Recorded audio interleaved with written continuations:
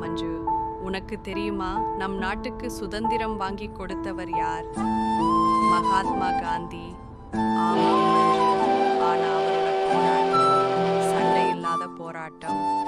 கையில் கத்தி இல்ல, துப்பாக்கி இல்ல, இருந்தது உண்மை, பொறுமை, மன வலிமை. அவர் ஒவ்வொரு வேளையிலும் சொன்னார், அஹிம்சைதான் நம் ஆயுதம். சல்ட் சத்தியாகிரகம் போல போராட்டங்கள், 4 ஒத்துழைப்பு இயக்கம், எதுவுமே ஆரவாரம் இல்லாமல் நடந்தது. முடிவில் அந்த அமைதியான கொள்கைகளுக்கு பயந்து விட்டார்கள் பிரிட்டிஷ் அரசு. 1947 ஆகஸ்ட் 15 அன்று நம் இந்தியா சுதந்திரமானது. அதனால்தான் மகாத்மா காந்தியை தேசத்தந்தை என்று அழைப்போம்.